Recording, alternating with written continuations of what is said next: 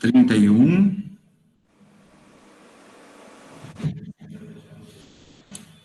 32,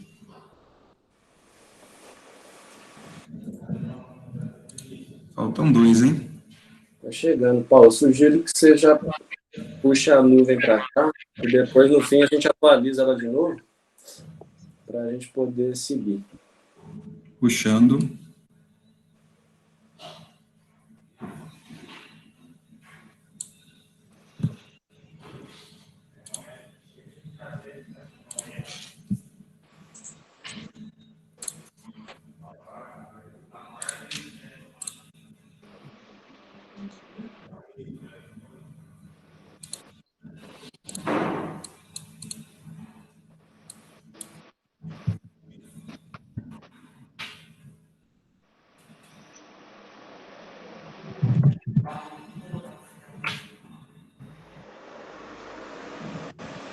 Deu certo aí?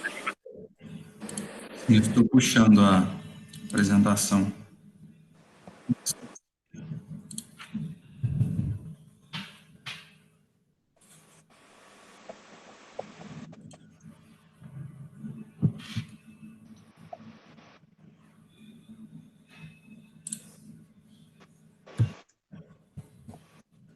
Prontinho.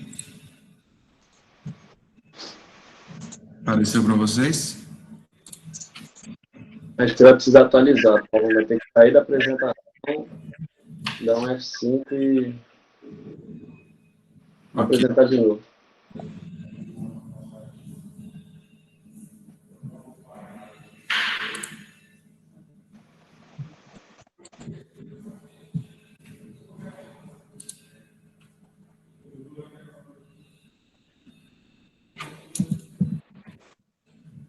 Agora sim. Agora sim. Esse daqui é o resultado, aí, o resumo de todos os desafios que vocês descreveram como sendo os maiores desafios em sala de aula hoje. O maior aí no centro da tela, que é o participação, parece abranger a maior quantidade de pessoas com dificuldades em sala de aula. E a gente tem aí também interação, motivação, engajamento, atenção dos alunos, ferramentas digitais, presença, todas essas palavras que se mostram aí num tamanho um pouco maior, são desafios que a gente tem enfrentado em sala de aula, e me parece que eles estão bem alinhados, bem concentrados ali no que se refere à interação com os alunos. E isso é muito legal, porque a gente vai deixar essa nuvem agora guardada para trabalhar em cima dela novamente no fim do nosso encontro. E a gente queria deixar bem claro, pode passar de slide, Paulo, que aproveitando uma fala aí do ministro Mandetta, ainda enquanto ministro da Saúde, a gente, na inovação, somos os donos das dúvidas, não das certezas. A gente trabalha com metodologias que podem, de alguma forma, nos ajudar a resolver grandes problemas. E aí a gente já conseguiu identificar um problema bem interessante de resolver, que é essa participação dos alunos durante a aula. Então, vamos começar o nosso papo agora já sobre inovação com base nesses desafios que vocês colocaram. Pode passar o slide para mim, Paulo, por favor. E aí eu chamo o Thiago para começar falando para a gente o que é inovação, qual que é o conceito básico da inovação. Legal, Vitor. Quando a gente fala de inovação, é um conceito muito amplo, né? A gente fala em ter ideias, em pensar em coisas. E normalmente a gente assimila a inovação com uma tecnologia, como um robô, alguma coisa que está muito distante da gente, né? Quando, na verdade, se a gente for pegar o que realmente significa inovação, a gente está falando do inovar, ou seja, não repetir. Então, quando a gente fala isso, a gente vê muito mais um processo, uma maneira de fazer as coisas, do que necessariamente uma tecnologia, né? E isso, ao contrário do que a maioria pensa, é muito próximo da gente. A gente consegue aplicar isso em todos os aos nossos afazeres, ao nosso cotidiano. E a inovação, ela começa a partir daí. Pode passar, Paulo, por favor. Quando a gente pensa nesse processo de inovação, a gente tem que sempre pensar nas pessoas. As pessoas são o centro da inovação, né? É a partir daí que tudo começa. Seja para desenvolver alguma coisa que vai melhorar a qualidade de vida dessas pessoas, ou que vai agilizar algum processo. Então, sempre a inovação começa a partir das pessoas. E aí, consequentemente, a gente vai falar de processo, né? Que é uma forma de fazer alguma coisa e como isso vai ser impactado pela inovação. E aí, só depois disso que a gente entra nas ferramentas, que aí vem a ser a tecnologia, como que isso vai funcionar, como que eu vou melhorar, como que eu vou facilitar, como que eu vou automatizar. Então, se a gente sempre pensar nas pessoas que vão impactar um processo e que vão necessariamente precisar de uma ferramenta, a gente começa a discutir inovação, né? Pode passar, Paulo. Só para trazer um cenário e como que isso impacta na nossa maneira de pensar, a gente tem aqui o que a gente chama de mundo VUCA, né? Se a gente puxar essa linha do tempo aí, que vai lá desde os primórdios da humanidade até hoje em dia, o comportamento do mundo, dos negócios, da maneira de aprender, da maneira de se pensar, de se comportar, ela muda muito, né? Então, quando a gente traz o VUCA, que na verdade é uma sigla, né? Ela fala de um mundo muito mais volátil, ou seja, as coisas acontecem muito mais rápido do que acontecia antigamente. A gente fala de um mundo incerto, né?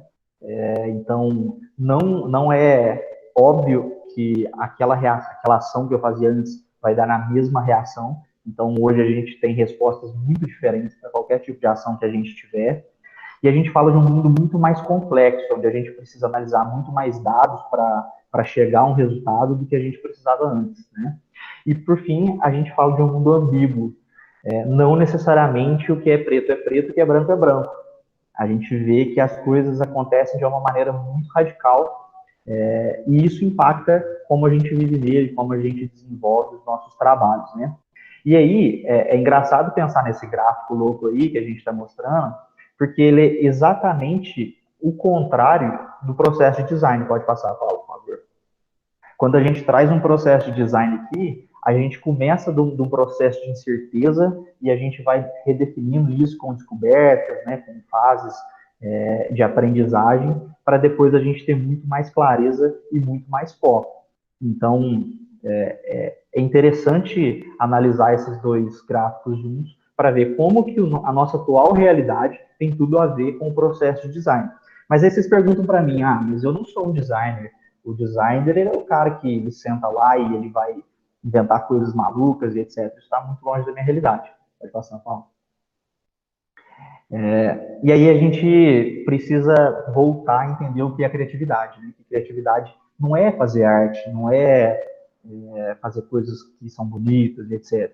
O processo de criatividade, ele está em tirar as coisas do papel, né? De transformar uma ideia em algo concreto. Por favor, Paulo. A gente tem muito mais a ver com trazer coisas novas para o mundo e que sejam relevantes na vida de alguém, do que necessariamente pensar na aparência, pensar no formato. Então, a criatividade é um dom que todos nós temos, né? Uma maneira de trabalhar que todos nós temos e que ela pode ser usada em qualquer atividade. Por favor, Paulo. E aí, quando a gente começa a falar de design, de aplicar coisas, de pensar em soluções, a gente sai do princípio, que é de fazer as pessoas quererem alguma coisa para que as pessoas precisam de alguma coisa, né? Precisem de alguma coisa. Então, toda vez que a gente pensa na representatividade, né? Qual que é a relevância da ideia que eu estou colocando, do processo que eu estou incrementando, da aula que eu estou dando, essas pessoas vão querer o que eu estou oferecendo ou elas vão precisar do que eu estou oferecendo, né? E isso aí é o que diferencia uma grande ideia de uma ideia comum. Pode passar, Paulo. Então, é a partir daí que a gente gera inovação, né? O design, ele deixa de entrar como uma palavra que está muito lá ligada ao design do nosso carro, ao design do nosso produto aqui, à aparência daquele site, para ser algo que a gente aplica na nossa vida e na maneira como a gente faz a gestão dos processos que estão ligados ao nosso trabalho, né, Vitor? Exatamente. A gente tem esses 3 pilares importantíssimos dentro do mundo do design, que é, em primeiro lugar, ser centrado no ser humano. A gente precisa entender necessidades humanas, a gente precisa entender desejos, a gente precisa entender dores, né? Já num vocabulário mais voltado para o design.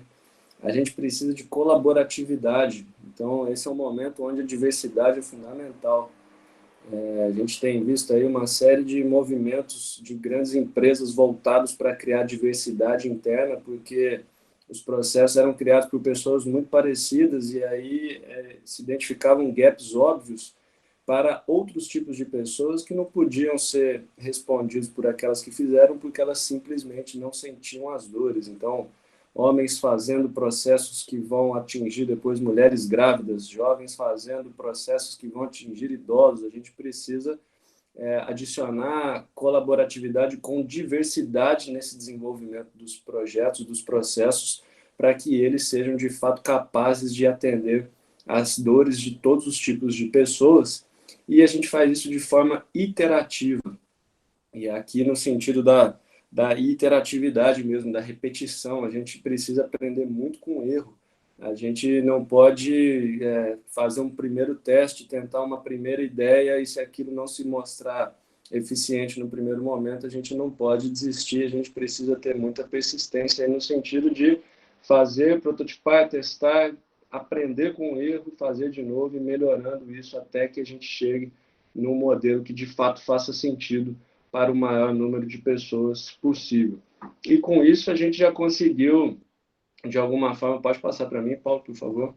A gente já conseguiu determinar aí algumas etapas principais nesse processo de design. Isso daqui é um modelo proposto pela D-School, que é a escola de design que fica dentro de Stanford, na Califórnia, e eles já separaram esse processo de design em 5 etapas principais. Então a gente sempre começa pela empatia, que é aquele processo de me colocar no lugar do outro, entender como é que funciona a dor dele. Essa primeira interação que a gente fez com vocês no nosso encontro hoje é uma pitada de empatia no nosso encontro. A gente quer entender quais são as principais dores que vocês estão sofrendo em sala de aula hoje, para que a partir disso a gente possa ir para uma definição.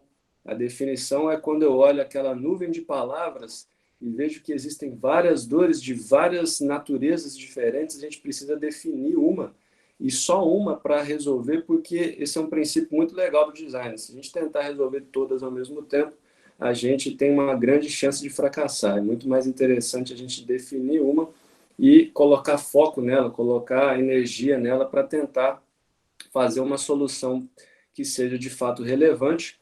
Para isso a gente parte para ideação. Ideação é o nosso brainstorming, aí, o pontapé inicial dele, o nosso toró de palpite. A gente quer, nesse momento, ter quantidade de ideias, a gente quer ter volume de ideias. Todo tipo de ideia que já foi usado para resolver algum problema e de alguma forma puder nos ajudar a resolver o nosso é bem-vinda. Então a gente faz esse processo grande de ideação, de novo, diversidade nesse momento é importantíssimo, para que a gente depois consiga fazer uma seleção de ideias, usando algumas ferramentas que nos ajudam a tomar essas decisões, e partir para a prototipagem.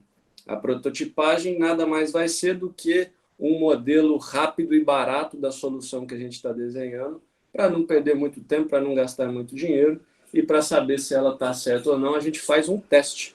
Então, a gente monta isso com o nosso usuário final, testa e vê se aquilo está funcionando, vê se aquilo está fazendo sentido para o usuário. Pode seguir, por favor, Paulo?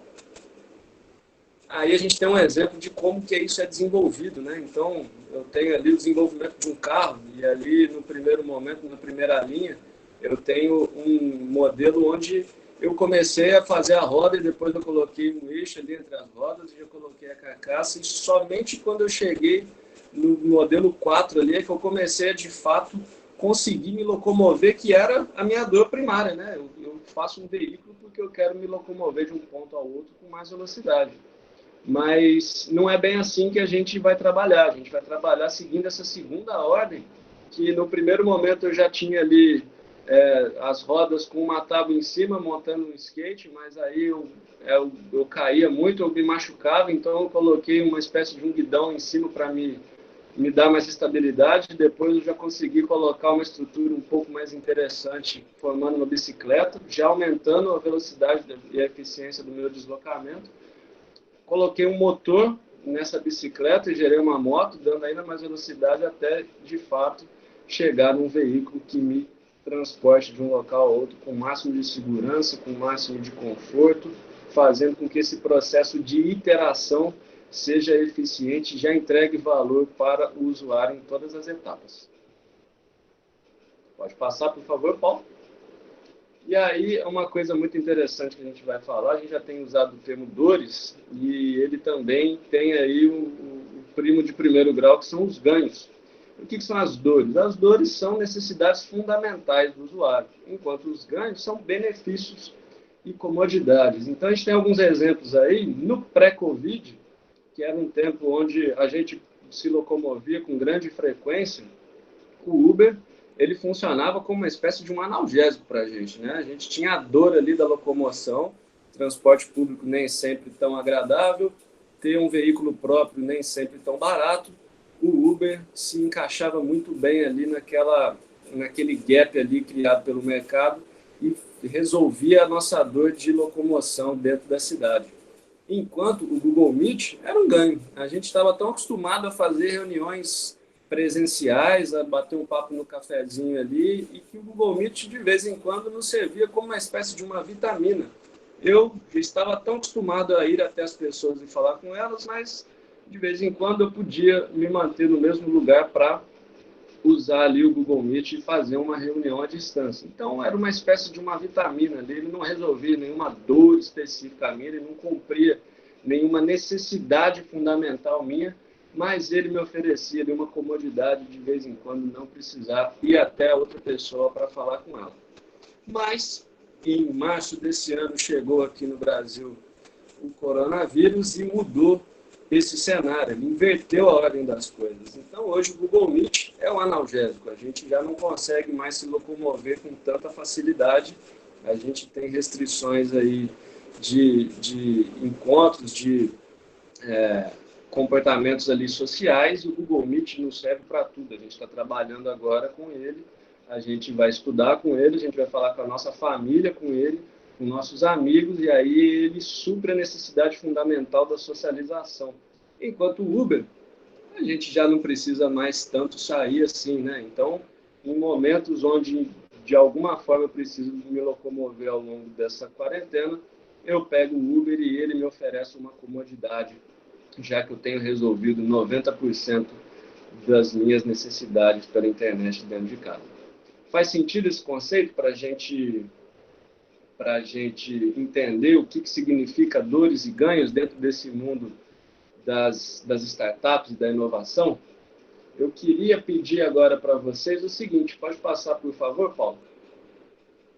Eu queria que vocês abrissem o celular de vocês agora, olhassem para os aplicativos que vocês têm instalados no celular de vocês e colocassem no chat da nossa conversa aqui o que aparece como analgésico para vocês e o que aparece como uma vitamina dentro dos aplicativos que vocês têm instalados no celular. Coloquem aí no chat para a gente, por favor, para a gente debater esse conceito em cima dos exemplos que vocês utilizam todos os dias.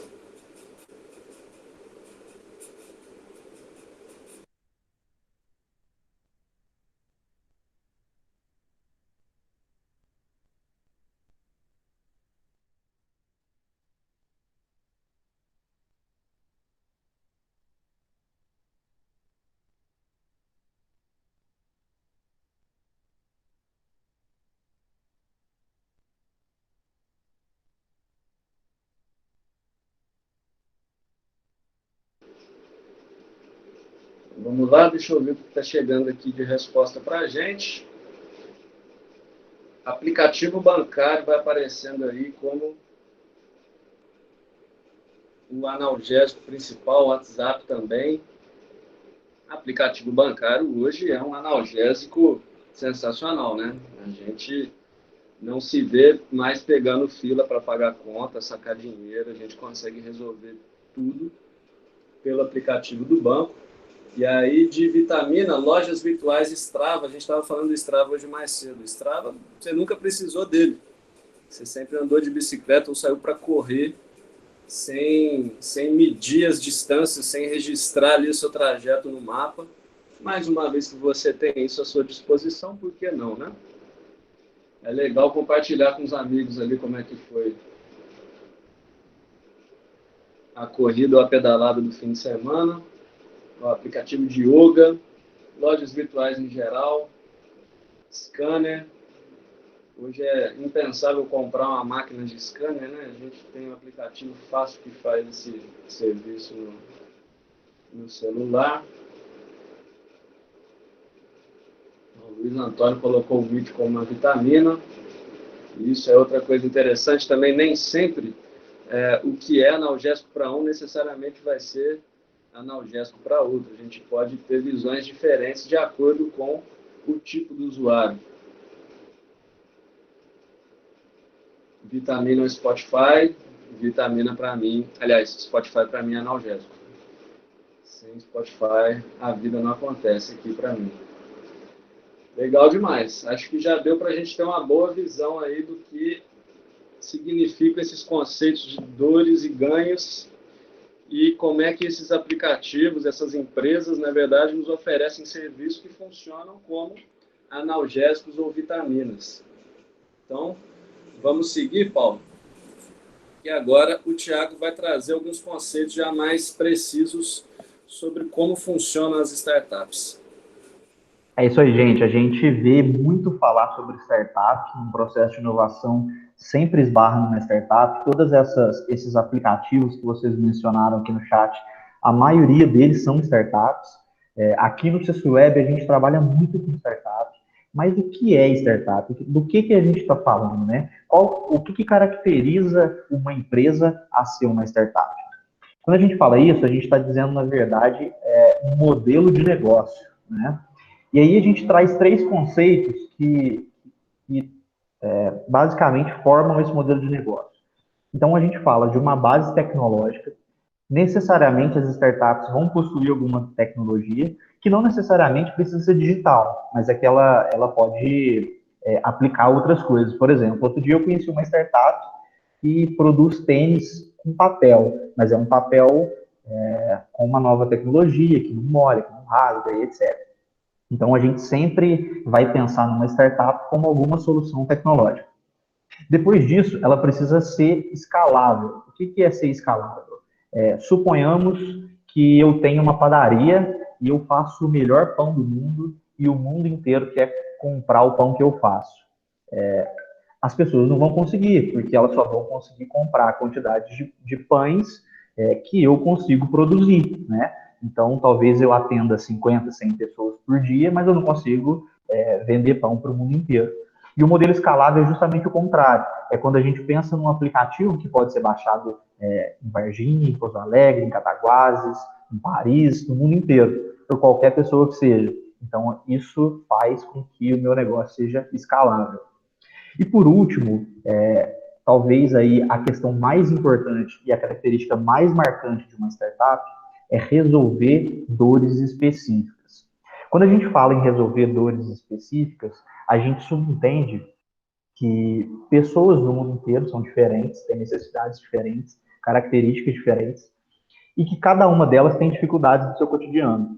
E uma empresa, uma startup, ela não precisa resolver todos os problemas do mundo, mas ela vai resolver uma totalmente específica em que aquele público talvez tenha. Então, eu trouxe alguns exemplos aqui, pode passar, Paulo, por favor, de algumas startups que a gente tem aqui no mercado, como, por exemplo, o iFood.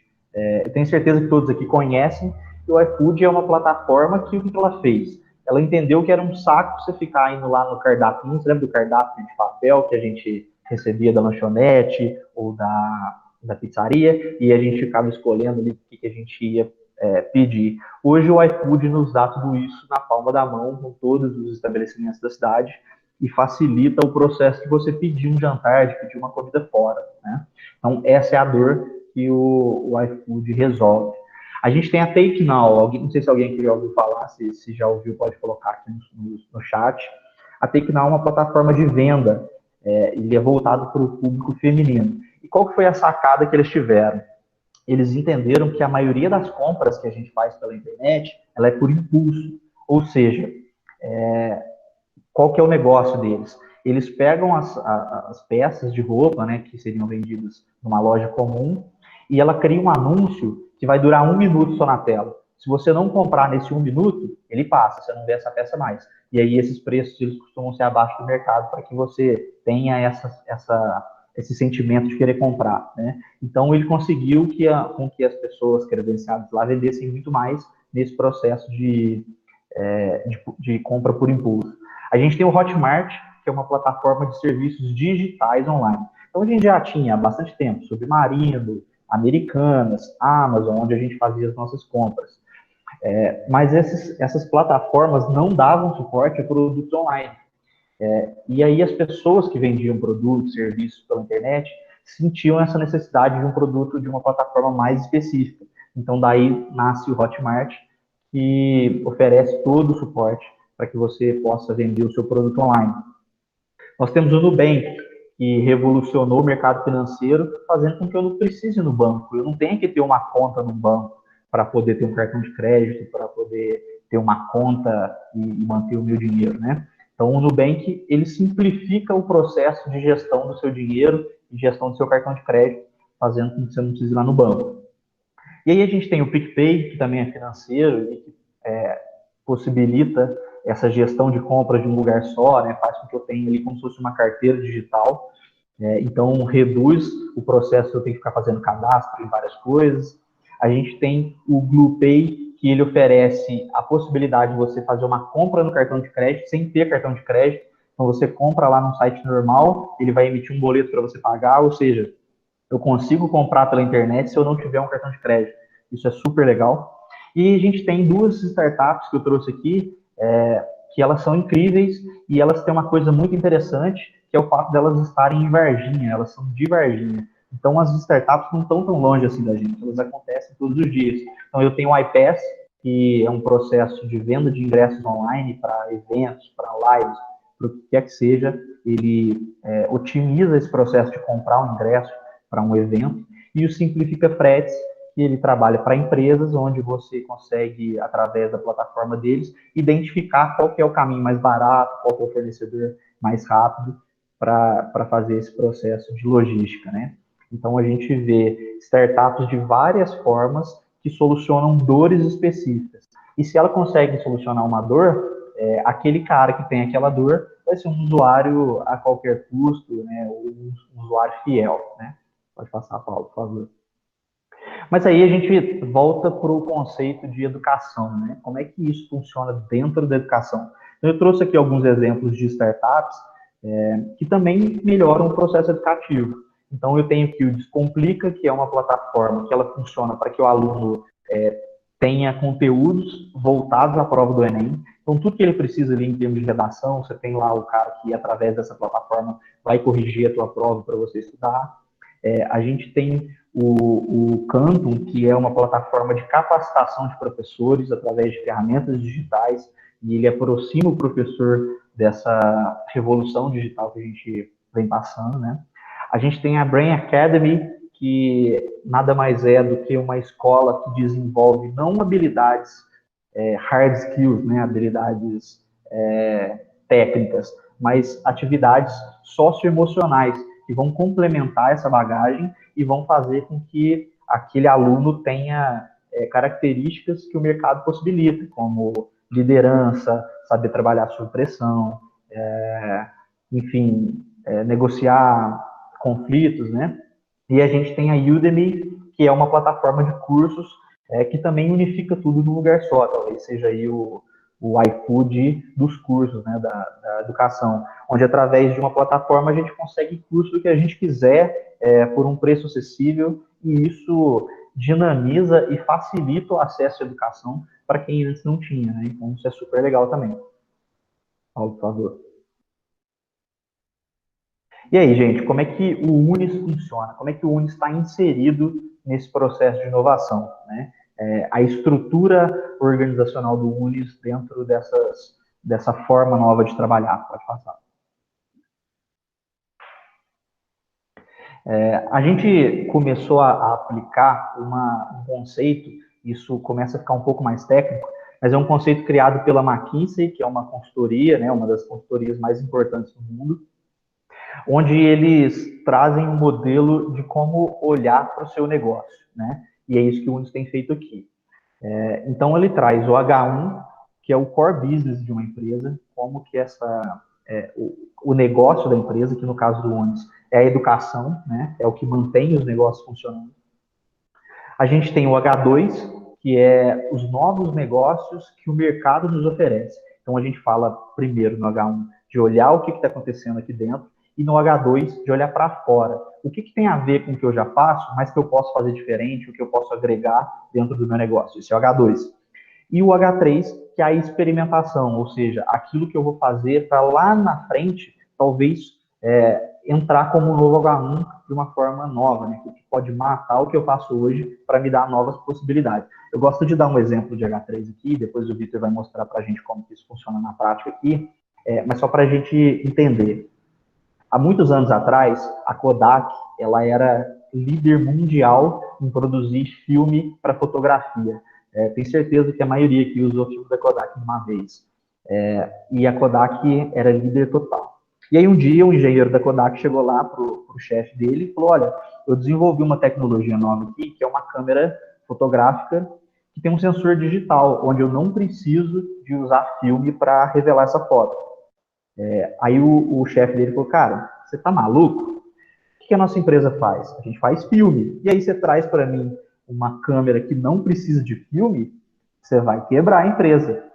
E guardou essa tecnologia lá na gaveta.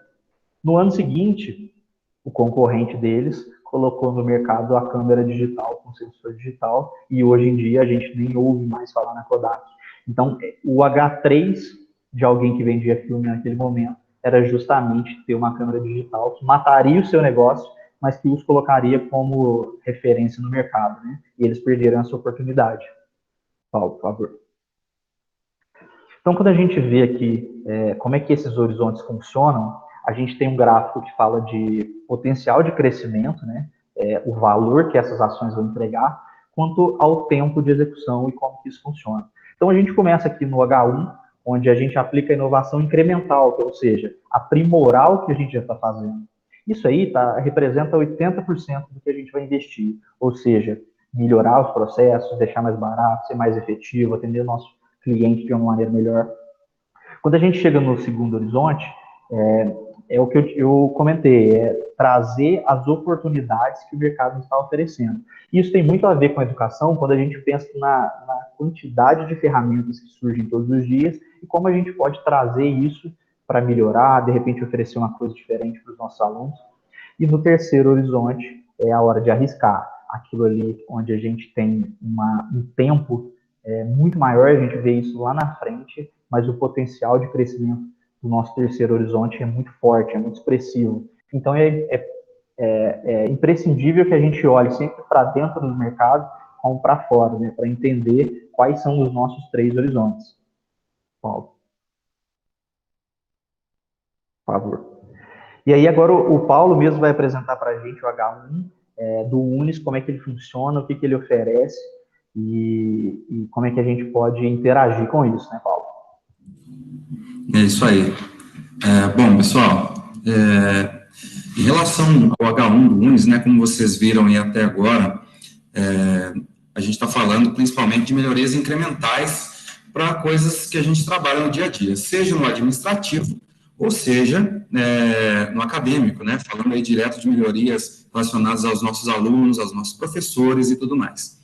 E a nossa missão, enquanto equipe que trabalha com o H1 do UNES, nós identificamos que, logo no começo do ano aí, nós identificamos que existia um conceito um pouco diferente de como que era esse H1, né? A gente identificou que as pessoas enxergavam a inovação dentro do UNES como um setor isolado que realizava algumas ações e trazia algumas coisas prontas, trazia algumas coisas já prontas para os outros setores aplicarem, né? Inovação não é isso. Como já foi falado anteriormente, a inovação começa nas pessoas. Ou seja, a gente teve que dar um passo atrás e repensar o nosso modelo estratégico de inovação para o H1, porque as pessoas precisam entender que a inovação, ela funciona a partir delas. E um setor de inovação, uma equipe de inovação dentro de uma empresa, ela está ali para ser uma ferramenta, para ser um facilitador da inovação, né? Então, quem inova não somos nós da equipe de inovação. A gente está aqui para contribuir com a inovação, mas quem faz inovação são vocês, professores, que têm uma ideia nova de resolver um problema. Então, eu identifiquei um problema em sala de aula ali, e eu vejo que esse problema, todos os outros professores também passam por esse mesmo problema, e ninguém faz nada, né? Ou, equipe de inovação, chega aqui, vocês têm um jeito para a gente buscar uma solução juntos para esse problema? A gente tem, né? Então, é isso. A inovação é uma ferramenta, um setor de inovação é uma ferramenta para que todos possam inovar a partir dela, para facilitar a inovação dentro da instituição, principalmente falando de H1, né? E aí, tem um pouco aqui do nosso programa, pensando nesse modelo aí de cultura de inovação, para desmistificar o que é inovação de fato, né? Nós pensamos em 3 modelos aqui do nosso programa, onde, para fazer essas mudanças, a gente começa nesse primeiro módulo, né, que não sei se vocês conseguem enxergar, ficou um pouco claro aqui, mas esse diabo é isso, né? O que é inovação? E que está muito ligado à cultura de inovação, está muito ligado a desmistificar mesmo. Isso que já foi falado anteriormente, quando você fala de inovação, a pessoa pensa, porra, inovação é um negócio que vai tirar meu emprego. Ah, inovação é um robô, inovação é tecnologia. E, na verdade, a gente sabe que não é, né? Agora a gente está vendo que não é bem isso, né? E, então, a gente, com esse primeiro módulo, a ideia é que a gente comece a quebrar o preconceito que as pessoas têm em relação à inovação, para que elas comecem a entender que elas podem inovar, né? No segundo módulo, a gente, uma vez que a pessoa já entende o que é inovação e que ela mesma pode inovar, né, que ela sabe que a inovação, ela não depende de eu ser uma pessoa criativa ou não. Se eu tiver um método para inovar, eu consigo inovar mesmo eu nunca tendo inventado nada, né? Isso é muito normal. Quando você segue os métodos aí de inovação, coloca as pessoas certas e tudo mais, você consegue criar soluções, buscar hipóteses de solução para os problemas do seu dia a dia. Então, nesse segundo módulo, nós temos aqui imersões para as pessoas entenderem, para elas participarem dessas ferramentas e aprenderem a mexer com inovação de fato. E uma vez que a pessoa já sabe como é que mexe e tudo mais, ela quer fazer uma mudança interna, um problema que ela vive no dia a dia, seja na escola, seja no trabalho, seja na própria casa dela, enfim. A gente vai dar suporte, né, que seria esse terceiro módulo aqui, a gente dá suporte para que as pessoas já comecem a desenvolver os próprios projetos de inovação, né? Além de tudo, uma pessoa que está nesse nível aqui de inovação, ela também já entende como é que funciona, ela começa a disseminar a inovação, ela começa a passar para frente, ela começa a desmistificar para outras pessoas, né? E a ideia é que a inovação vá se alastrando a partir daí, como já foi falado anteriormente, a partir das pessoas, né? Pessoas, ferramentas. Então, aqui tem um pouquinho do que seria o nosso primeiro módulo de inovação, que a gente vai trabalhar, que é justamente para desmistificar, como eu já falei, né? Os mitos, os termos, os conceitos, falar um pouco da história da inovação ao longo do tempo, né? Mostrar case de inovação, para que as pessoas entendam que a inovação não é uma coisa nova. A palavra pode até ser, que está mais em alta atualmente, mas a inovação sempre existiu desde a pré-história. Sempre que você faz algo diferente, você está inovando, né? E uma outra coisa também que a gente vai bater com força é a questão do perfil das pessoas que inovam, que muita gente pensa que para ser inovador você tem que ser uma pessoa que sempre é o professor pardal ali, que está inventando coisas e tudo mais, e na verdade não é. Então a gente vai dar alimentar nesse primeiro módulo para que a cultura das pessoas comece a se transformar em relação à inovação. O segundo módulo, né, abrindo um pouquinho mais aqui como que a gente faria para as pessoas participarem e conhecerem as metodologias, ferramentas de inovação, seria mais um modelo mão na massa, né, que vocês sabem que adulto aprende muito mais, não só adulto, mas a gente aprende muito mais quando a gente faz as coisas, né? A gente tem uma teoria ali e tudo mais, a gente vê os textos, a gente aprende de forma teórica, mas quando você vai ali para a execução das coisas, você acaba aprendendo muito mais, entendendo como as coisas funcionam. Então, aí entram concursos, né, de inovação, que a gente já tem dentro do UNES, e a gente só está incrementando eles para dar continuidade. Imersões e metodologias, né, que a gente pode fazer, rodar pequenos modelos de degustação de metodologias inovadoras com as pessoas, para que elas entendam como é que funciona uma ferramenta de inovação, uma metodologia de inovação. Fazer eventos também nos diversos espaços físicos do UNES, né? Como eu disse, a nossa equipe, ela está aqui em Varginha, porém, ela atende a todas as unidades do UNES. Então, a gente vai rodar aí esses métodos e tudo mais nos outros espaços que o UNES possui, até para as pessoas entenderem que a inovação, ela pode ser feita em qualquer lugar, né? Além de fazer eventos online que a gente possa trazer, enfim, também a imersão em inovação, mesmo no mundo online, que a gente tem feito muito isso. Depois o Vitor pode até contar um pouco para a gente como é que ele faz aí, trabalha com as ferramentas de inovação completamente no mundo digital, e é muito bacana. E o terceiro, né, só esclarecendo um pouquinho mais aí, uma vez que a pessoa já entende como é que funcionam as ferramentas e tudo mais, ela se empodera, né, ela quer, enfim, resolver problemas e buscar soluções a partir das ferramentas que ela aprendeu a mexer. Mas ela não está sozinha nisso. A gente está aqui para dar suporte, para conduzir, para direcionar e acompanhar o desenvolvimento desses projetos também, né? Além dos embaixadores, que a gente chama, que são as pessoas que passam para frente aí o conhecimento sobre inovação. Então, em cima desses 3 módulos, é que a gente pretende fazer com que as pessoas que estão envolvidas no UNES, ou seja, todo mundo, aluno, professor, coordenador, todo o corpo administrativo, comece a fazer inovação, e que ela não seja apenas um setor que realiza inovações isoladas ali dentro. Beleza, gente? Da minha parte é isso. Agora o Thiago vai falar um pouquinho aí sobre como funciona o CESULAB, o que é o H2 e como é que o UNES está envolvido nisso. É isso aí. O CESULAB é uma iniciativa que o UNES tomou frente, né, no seu nascimento, mas que ele é muito maior do que o UNES hoje, se a gente for considerar que ele também possui outras empresas junto, né? Então, a gente pode considerar que o CESULAB é a ligação que o UNES faz com o mercado de trabalho hoje. É a ponte entre o acadêmico e o profissional, né? Pode passar, Paulo.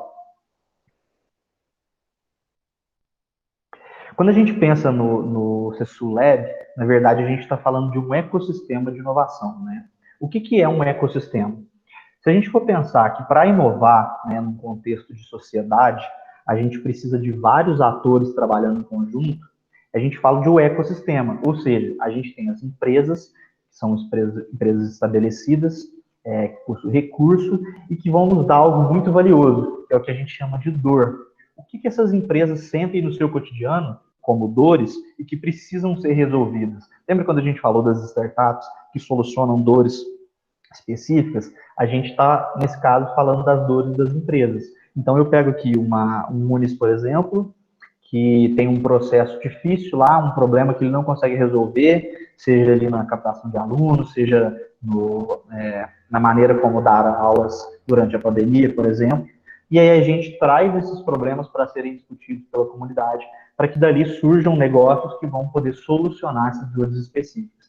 E aí a gente fala da comunidade, né? Profissionais interessados em inovação que vão fomentar isso, que vão se desenvolver, que vão trazer novas soluções.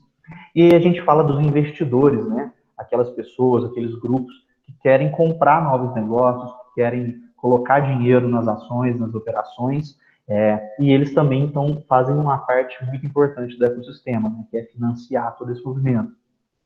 A gente tem o poder público, sem ele a gente não faz nada, né, a parte de fazer a legislação em torno da inovação, né, e principalmente o conceito de cidades inteligentes. Então é importante que os municípios se envolvam, né, que poder público, seja ele municipal, estadual ou federal, participem desse processo de inovação para aplicar todos esses conceitos dentro das cidades. A gente tem as startups, né, como a gente já mencionou, as startups elas têm essas características de resolverem problemas, então normalmente elas são ágeis, elas são pequenas, elas conseguem mudar a direção dos seus negócios muito rápido, e isso é imprescindível para resolver aqueles problemas das empresas. E a gente tem a mais importante aqui, que é a universidade, onde nascem os projetos, né? O que alimenta, na verdade, o ecossistema é a universidade, através dos professores, dos alunos, dos projetos que vão nascer lá dentro. Então, o professor Stefano vem falando com a gente já há algum tempo sobre transformar os nossos TCCs em empreendedorismo, né, em criar projetos que, de fato, possam ir para o mercado. Então, a gente consegue unir todos esses atores que compõem a inovação e concentrar o acesso deles em um só lugar. Esse lugar é o CESULEB, né? Então, a gente já viu alguns exemplos parecidos com ele, onde a gente trouxe, na verdade, como modelo para cá, né? Seja lá no Vale do Silício, onde nasceu o Facebook, nasceu Microsoft, todos os grandes de tecnologia. A gente tem a China com as empresas valiosas, né, de inovação. A gente tem Israel, que é um dos maiores ecossistemas do mundo, onde talvez seja o que mais possui startups e fornece tecnologia para o mundo inteiro. Então, a gente trouxe todos esses conceitos para Varginha, para que a gente possa receber o sul de Minas, né, todas as cidades da região, dentro de um processo de inovação. Então, esse é o papel do CESULEB. Mas o que a gente faz aqui dentro, de fato? Pode passar, Paulo. O CESULEB tem algumas ações, e isso impacta diretamente o trabalho de vocês. A base do nosso trabalho aqui é o networking, ou seja, a gente conecta as pessoas, né? A gente entende que ninguém faz nada sozinho, a gente preza pela inovação aberta. O que é inovação aberta? É sentar, trocar uma ideia, é compartilhar a dor que eu sinto com quem também sente aquela dor, ou com quem tem a solução para aquela dor, para que ele possa me ajudar, ou me dizer quem consegue me ajudar, ou a gente pode descobrir isso junto. Então, a inovação aberta, ela acaba sendo muito mais rápida, dando resultados muito mais rápidos e muito mais baratos do que eu sentar no meu escritório, me fechar e ficar buscando todas essas soluções sozinho, né? Então, é muito importante que a gente faça networking, e esse é a base do nosso trabalho. A gente tem uma agenda de eventos que vai impactar os nossos alunos, que vai impactar os nossos professores, que vai impactar a comunidade, porque esses eventos são para fomentar a inovação. Então, a gente pode fazer um workshop de design thinking, como é que a gente sai de um problema e chega a uma solução em um dia só, por exemplo, ou em uma semana. Então, a gente pode desenvolver tudo isso junto. Claro que antes da pandemia, esses eventos seriam presenciais. Hoje a gente pivotou, né, um termo que a gente gosta de usar bastante, que é mudar a direção do que a gente está fazendo para cair no online. Então, a gente vai ter vários cursos, vários programas de aceleração com os nossos alunos, inclusive está aberto o Transforma Lab, né, que a diretoria de inovação está trazendo para os alunos trabalharem diretamente em projetos junto com as empresas que são as verticais aqui do CESULEB. Então, isso agrega uma entrega de valor muito grande para os nossos alunos, para já terem esse contato com o mercado de uma forma inovadora, com metodologias de inovação, com ferramentas ágeis e online, e trabalhando problemas reais do mercado, né? Então, isso aproxima os nossos alunos do mercado, das grandes empresas, não só para que eles sejam funcionários de grandes empresas, mas que eles tenham capacidade de empreender e oferecer serviços de qualidade para o mercado. Isso é imprescindível. A gente tem também uma vitrine de projetos que está sendo desenvolvida. Eu tenho certeza que todos vocês lembram do como é que chama, Paulo? Aquele evento de protótipos. O Inova, né? Inova Unis. É isso, né? O Inova Unis gerou uma quantidade imensa de protótipos super legais, de MVPs, né? De produtos, o mínimo produto viável. E a maioria deles está na gaveta, o aluno guardou, ou a coordenação guardou, e o que a gente quer é colocar todos esses projetos numa vitrine para um empresário chegar e falar, opa, talvez isso aqui me serva para aquele projeto que eu estou desenvolvendo lá, esse projeto do aluno aqui é legal, talvez ele não está pronto ainda, mas ele serve para a tecnologia que eu estou desenvolvendo. Então, a gente precisa oferecer isso para os nossos alunos, né, que os trabalhos deles, os projetos, os TCCs, sejam vistos junto com outras startups. A gente não vai dar cursos, né? A gente acha importantíssimo que a comunidade discuta inovação e participe de inovação e fale de inovação cada vez mais. Então, o Sebrae é um parceiro nosso nisso. O Sebrae destinou parte do orçamento deles para trabalhar dentro do CESULEB, e os nossos alunos, os nossos professores têm vantagens nisso, né? Então, como o Unis é uma vertical de negócio aqui, vocês têm acesso a alguns cursos de graça, ou pagando menos da metade, enfim. A gente quer desenvolver a inovação para todo mundo. A gente trabalha também com grupos temáticos, ou seja, a gente vai falar de assuntos totalmente pertinentes ao empreendedorismo, ao mercado de trabalho, mas que não necessariamente são as nossas verticais, que a gente vai ver daqui a pouco. Então, esses grupos temáticos, a gente está falando de empreendedorismo feminino, a gente está falando de sustentabilidade, a gente está falando de desenvolvimento de recursos humanos. Tudo isso que é importante, a gente traz como um grupo temático, onde a gente vai produzir eventos, conteúdos voltados a esses temas. A gente tem um coworking, que também, junto com o networking, é a base da inovação aberta. Então, a gente tem um espaço que qualquer um de vocês pode utilizar. Você pode... as pessoas podem alugar uma cadeira e vir trabalhar aqui. Uma empresa inteira pode alugar cadeiras, uma mesa, e vir trabalhar aqui com a gente. Ou, não, eu quero trabalhar um dia só, quero ir aí do CESULEB, passar o dia fazendo uma atividade. Você pode. E por que isso é legal? Por que o coworking funciona aqui dentro do CESULEB? Porque aqui as empresas, todas essas empresas que estão desenvolvendo novos tipos de negócio, novas tecnologias, trabalham daqui, né? Todas as empresas têm um time de inovação alocado aqui. Então você participa desse movimento, você conhece essas pessoas, você vê o que está acontecendo, então você consegue estar muito mais próximo do processo de inovação do mercado quando você trabalha junto com eles. A gente tem uma incubadora e uma aceleradora, porque tem um dado que o Sebrae nos trouxe, onde nesses eventos como o Startup Weekend, por exemplo, aqui em Varginha, 2 startups nasceram e cresceram e vingaram, né? Só que para receber investimentos, elas tiveram que ir ou para São Paulo ou para BH. Ou seja, nós criamos talentos e perdemos para outras regiões.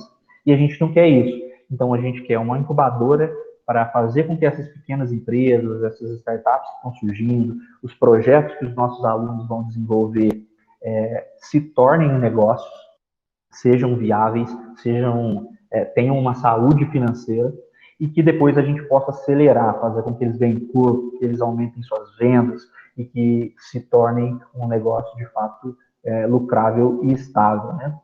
E aí, consequentemente, a gente fala de feiras de investimento, ou seja, a gente vai atrair recursos de fora para os nossos negócios aqui. Então, vocês devem ter visto na mídia, na última semana, um projeto que o CESULEB está envolvido em trazer recursos dos Emirados Árabes para desenvolver Varginha como uma cidade inteligente.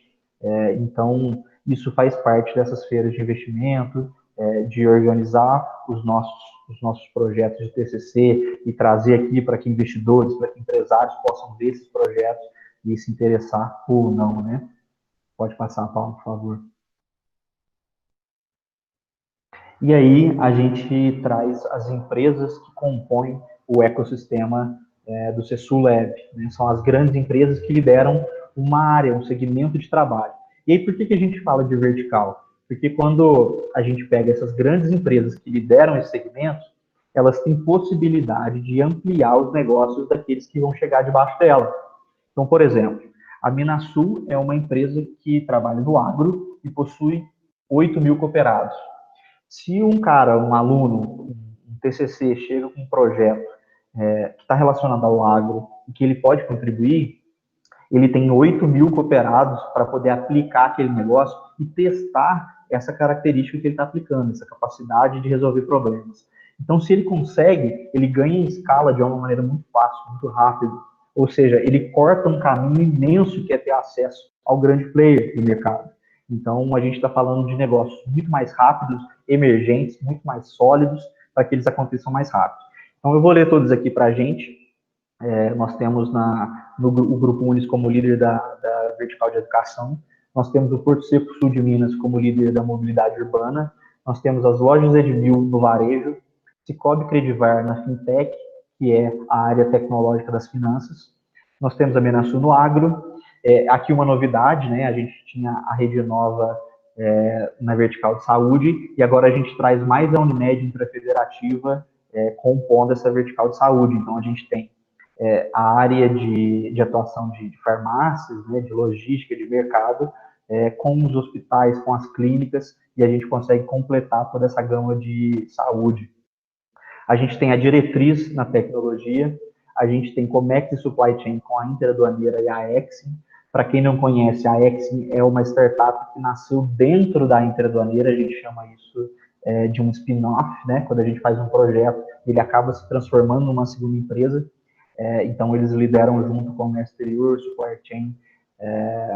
E aí a gente tem a vertical de BPO, que é nada mais do que os serviços terceirizados. Então, a gente traz aí o Chalfun Advogados e contabilizar, dividindo essa vertical de operações, né, de negócios aí. Então, como eu disse, essas verticais, elas trabalham juntas, projetos de inovação aqui, e que podem ter sinergia uma com a outra, né? Então, uma tecnologia lá que a Interaduaneira está desenvolvendo pode servir para o Unis, o processo que o Unis está fazendo lá com seus alunos pode servir para as outras empresas. Então, a gente tem uma abertura muito grande com elas. E aí, eu quero convidar vocês todos para virem conhecer o CISULEB, conhecer as nossas ações mais profundamente e descobrirem como que isso pode ter sinergia com as aulas que vocês vão dar, com as capacitações, com os projetos que vão ser desenvolvidos, e a gente está totalmente aberto para receber vocês e orientar e ajudar a montar um plano bem interessante de trabalho. Beleza? Pode passar, Paulo. E aí eu passo a palavra para o Vitor explicar o H3 do Unis. Bom, vamos lá então. Eu estou aqui representando o H3 do Unis e acho que só o fato do Unis hoje ter uma iniciativa de Horizonte 3 demonstra uma maturidade, uma ousadia muito grande. A gente estuda bastante esses movimentos de inovação das grandes empresas e eles são sempre muito complexos de fazer, pois como o Thiago deu o exemplo da Kodak, algumas vezes as iniciativas de inovação que surgem no Horizonte 3 colocam em xeque o próprio modelo de negócio que a empresa utilizou nas últimas décadas, desde que ela foi fundada. Então, assim, é de uma coragem, de uma maturidade, de uma ousadia muito grande do Unis criar essa iniciativa de Horizonte 3 e da forma como foi criada. Pode passar para mim o slide, Paulo, por favor? Professor Stefano, juntamente com o conselho gestor do Unis, quando começou a traçar essa rota da iniciativa voltada para o Horizonte 3, eles decidiram fazer isso fora de Varginha, fora de Minas Gerais. A gente abriu uma célula de inovação aqui em Florianópolis, dentro da CAT, e aí é muito interessante entender o motivo disso, né? Florianópolis é uma cidade extremamente desenvolvida no quesito tecnologia e inovação há muitos e muitos anos. Então, aí do lado esquerdo do slide, a gente tem a rota de inovação, que são os principais pontos da cidade onde a inovação acontece, já com reconhecimento internacional há muito tempo, porque foi um movimento iniciado na década de 80, onde pessoas que iam morar aqui na ilha, mas conviviam aí com as limitações ambientais que a ilha impõe. Então, aqui não pode ter nenhum tipo de indústria ou nenhum tipo de atividade extrativista que vai gerar algum tipo de resíduo.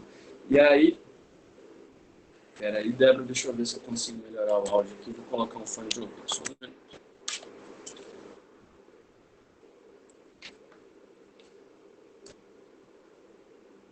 Pessoal, só aproveitando aqui enquanto o Vitor coloca o fone dele ali, quem tiver perguntas, quiser mandar no chat, ou agora no final abrir o microfone e bater um papo com a gente, tá?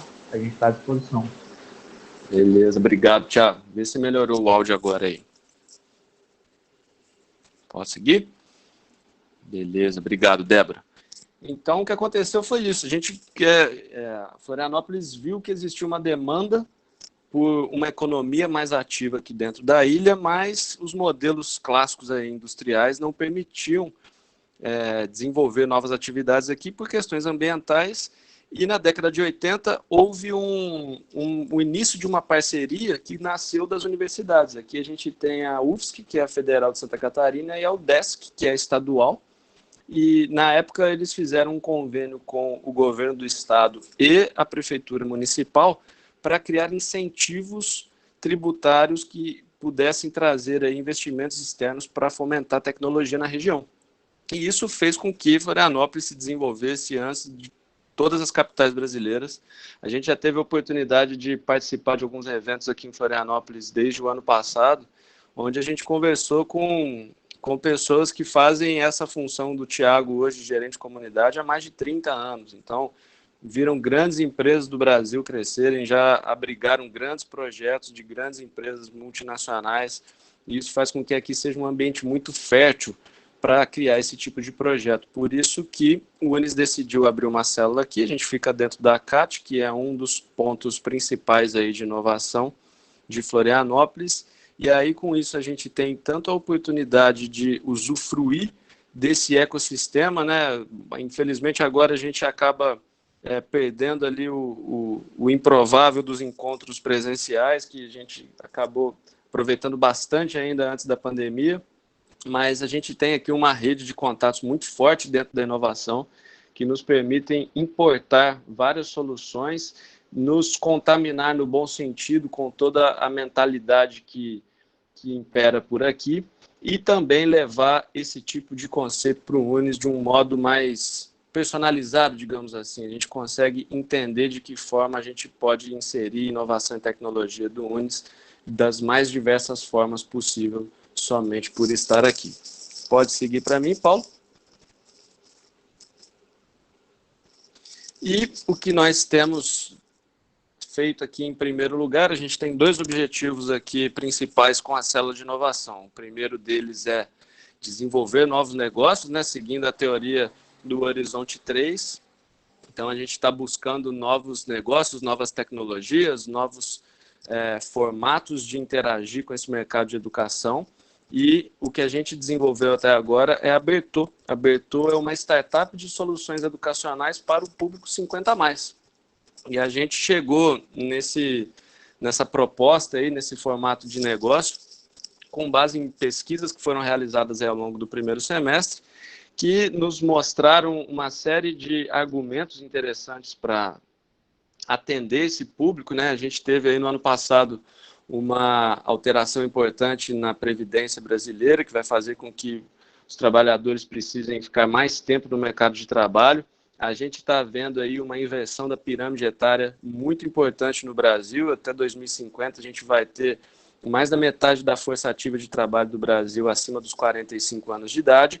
Enquanto isso, hoje em dia, somente 3% dos funcionários das melhores empresas para se trabalhar no Brasil têm mais de 50 anos.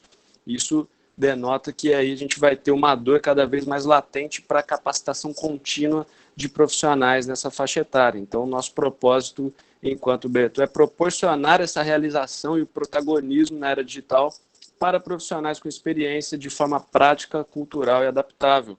A gente está desenvolvendo a solução agora, o modelo de negócio e tudo que vai estar envolvido ali na entrega do serviço, mas enquanto isso a gente já começou a criar um relacionamento com o público via redes sociais. Se vocês quiserem acompanhar o projeto, vai ser um prazer. Aí nesse QR Code está a página do nosso Instagram, vocês têm aí também o @ embaixo bertô.saber. Se quiserem acompanhar, interagir, nos dar sugestões, vai ser um prazer grande. E aí, com isso, a gente parte já para o encerramento da nossa apresentação. Paulo, pode passar mais um slide, por favor? Eu acho que você vai precisar atualizar aí mais uma vez a apresentação para aparecer o mapa de palavras. Um momento.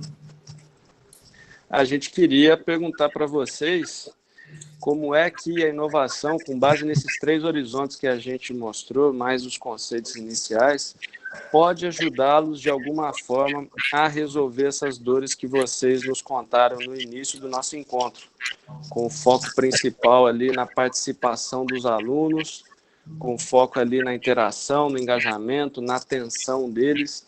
Queria abrir um papo agora para a gente tentar encontrar aqui caminhos possíveis de interação para a gente ajudá-los nesse processo aí de adaptação das aulas para um ambiente digital agora em modo quase que definitivo ao longo desse ano, garantindo aí participação, interação e atenção dos alunos nas aulas.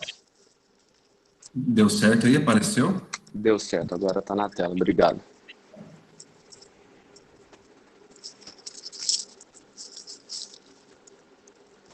Se quiserem interagir pelo chat também, fiquem à vontade.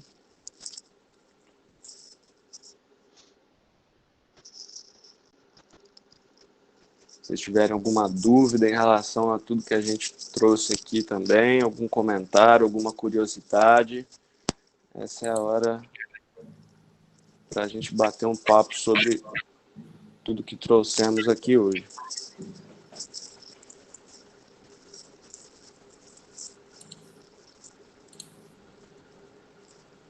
Pessoal, alguém está com dúvida de como fazer? A gente pode explicar de novo, tá?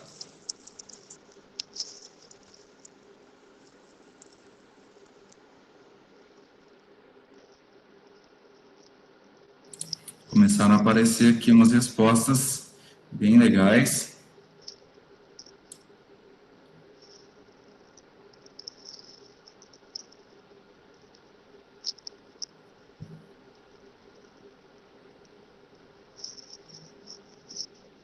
Jesusimar comentando aí sobre processos de alteração.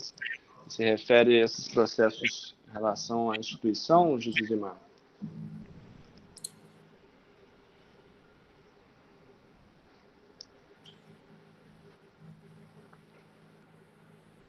Temos 7 respostas até o momento. 9. O pessoal está escrevendo bastante aqui, legal pra caramba, viu? Tem uns parágrafos aqui. Legal, isso é bom.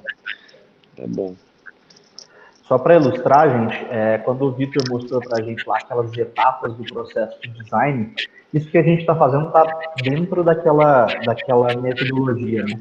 Primeiro a gente entendeu quais eram as dores de vocês, então a gente pode classificar isso como um processo de empatia, e agora a gente está pensando nas possíveis soluções para essas dores, então a gente fala de um processo de ideação, né? Isso tudo está dentro do design thinking, que é a maneira da gente sair de uma dor e chegar numa solução final. Então, depois a gente, se vocês tiverem interesse de aprofundar nessa metodologia, entender como funciona o design thinking, a gente pode fazer um aprofundamento, né, nessa ferramenta, nessa metodologia, e a gente fazer uma aula, de repente aqui no web ou online com todos vocês, para que a gente possa entender um pouquinho melhor esse processo de design para desenvolver soluções para problemas. Beleza? E aí eu fico à disposição, caso alguém queira um pouquinho mais de informação sobre isso.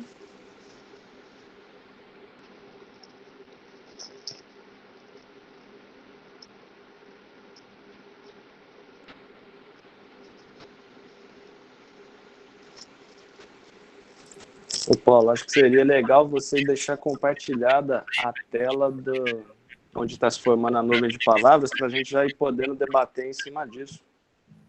Boa, boa. A Flávia, ela não conseguiu, parece que teve um probleminha ali, que provavelmente deu algum enter ali e não registrou a resposta dela. Se puder mandar aqui mesmo no chat, Flávia, a gente vai trocando ideia por aqui também. Por favor. Vou fazer isso aí, Vitor.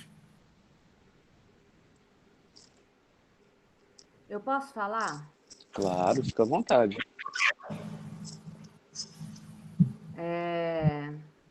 Meu nome é Luciana Bracarense, eu sou professora do curso de arquitetura, professora do Tiago.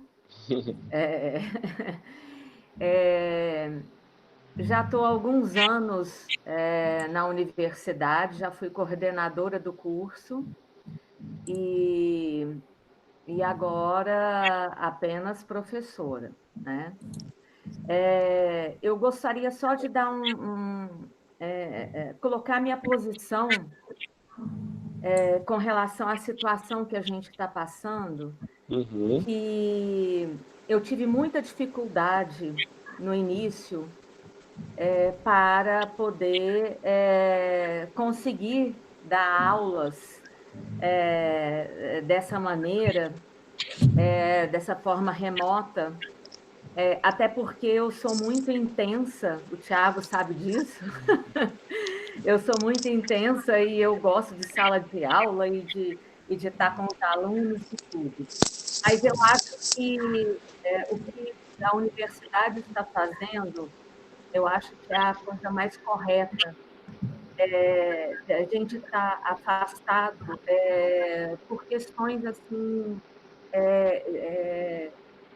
A gente precisa se prevenir, né, com tudo que está acontecendo. Então, eu acho isso muito correto.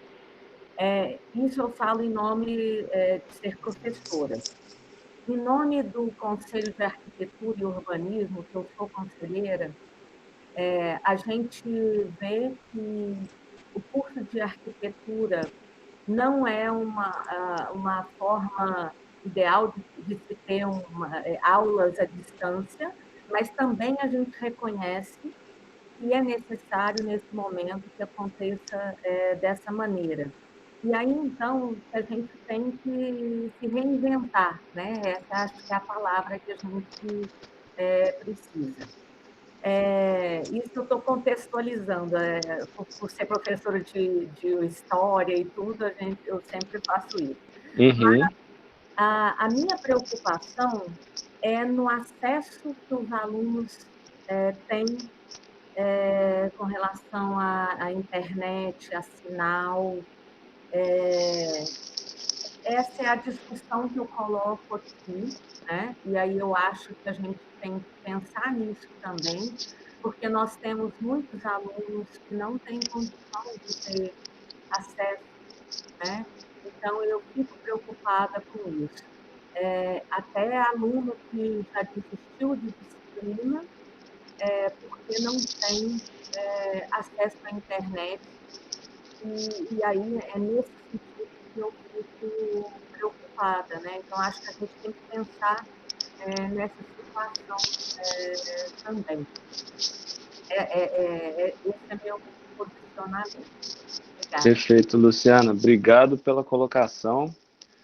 Vou começar do começo aí. Em primeiro lugar, eu compartilho essa angústia, talvez, de entender como é que um curso que é tão humano, tão prático, né, ele pode ser adaptado para o ambiente digital. Eu sou engenheiro civil de formação, tenho uma boa experiência em interação com arquitetos no mercado, entendo ali o valor do cheiro da obra, da posição do sol ali no terreno e de todos esses detalhes que compõem a execução, né, a elaboração de um projeto, além de ter também uma irmã que cursa arquitetura e tem chorado as pitangas comigo falando sobre essas aulas digitais que não estão fáceis, essa adaptação não está sendo fácil. Então, entendo perfeitamente a dor ali da professora e conselheira do CREF para falar desse assunto de aula digital de arquitetura. E aí, sobre o seu segundo ponto, eu acho que essa é uma questão social, né? Sobretudo uma questão social que atinge aí milhões de alunos hoje no Brasil. Então, assim, disso tudo que a gente está falando, realmente a gente tem uma dependência crucial para ter um acesso à internet, um bom acesso à internet, essas ferramentas todas que a gente tem usado. E aí, poxa, na arquitetura a gente sabe que, além do acesso à internet, a gente também precisa de um bom hardware, né, de bons computadores para processar todos os softwares que são utilizados. A gente conhece bem aí os softwares ali de realidade aumentada para você conseguir trabalhar, entrar dentro de um projeto, mesmo sem ele ter saído do papel ainda, enfim, gerar essas experiências que podem, de alguma forma, tentar substituir o valor da interação presencial. E além de um bom acesso à internet, para isso a gente também precisa de bons hardwares. Então, assim, nesse caso, eu acho que a discussão ela sai já do ambiente acadêmico e vai para o ambiente social, porque realmente a gente precisaria que todos os alunos tivessem bons computadores com bom acesso à internet para fazer com que essa experiência, essa adaptação fosse minimamente aceitável a curto prazo, como a gente está tentando fazer, né? E é um desafio gigantesco e é um prato cheio para a inovação, porque a gente sempre tenta resolver os problemas partindo de um como podemos, né? Então, a frase aqui é a seguinte: como podemos oferecer experiências digitais suficientes dentro do âmbito da aprendizagem, da educação online, dentro de um país que não necessariamente cumpre com os requisitos básicos da sobrevivência aí da sua população, e aí a gente passa a exigir deles que, além de todos os elementos de uma boa sobrevivência, ainda tenha bons computadores e bom acesso à internet para a gente conseguir manter a prestação de serviço educacional. É uma colocação muito pertinente que, como a gente disse lá no começo, nós somos donos das dúvidas, né? Nós não temos a certeza. Essa é uma dúvida muito importante que a gente pode pegar para trabalhar em cima disso, porque realmente é algo complexo demais para a gente adaptar de forma tão rápida como essa pandemia nos obrigou. Luciano, deixa eu complementar aqui também, possivelmente trazendo uma solução para isso que é tão difícil, né? Mas como eu mencionei agora há pouco, a gente tem aqui no CISULab um coworking com toda a infraestrutura de internet, né, de estrutura física mesmo.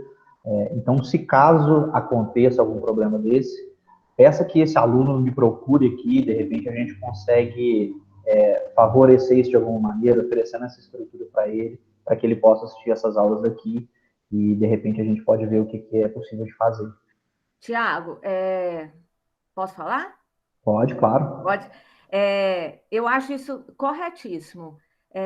Só que a gente tem uma limitação que isso aconteça com alunos que são de Varginha, né?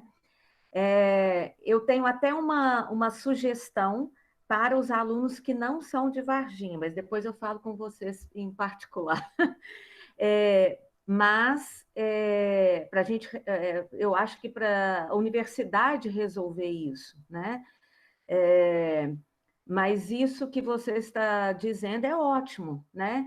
Porque tem a possibilidade de oferecer acesso à internet, softwares, e um espaço até assim, com toda o protocolo, né, que é exigido, né, de afastamento e tudo. Então, isso eu acho muito legal.